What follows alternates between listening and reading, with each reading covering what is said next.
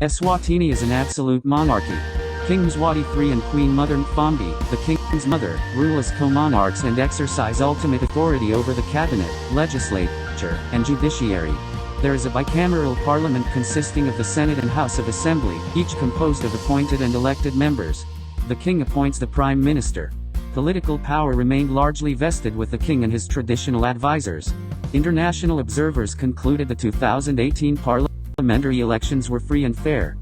Under the constitution, the king is the commander-in-chief of the defense force and commissioner-in-chief of police and correctional services.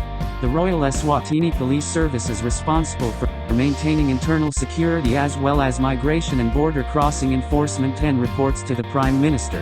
The Ombudsman Eswatini Defense Force has domestic security responsibilities, including protecting members of the royal family, and it reports to the Chief Defense Officer and the Army Commander. Traditional chiefs appointed by the king select and supervise volunteer rural community police, agents of the government who have the authority to arrest suspects accused of minor offenses for trial by an inner council within the chiefdom. Civilian authorities generally maintained effective control over the security forces. There were reports that members of the security forces committed numerous abuses.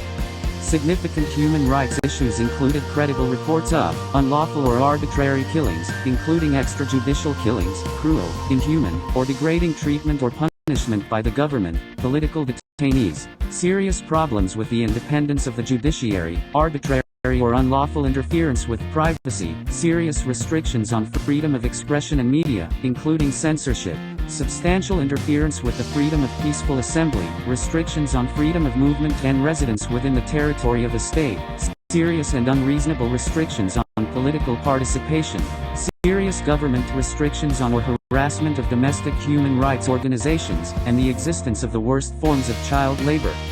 The government was inconsistent in its investigation, prosecution, and punishment of officials who allegedly committed human rights abuses or engaged in government corruption.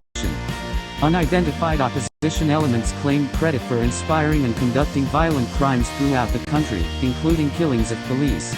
The government referred to members of these groups as terrorists and investigated their activities.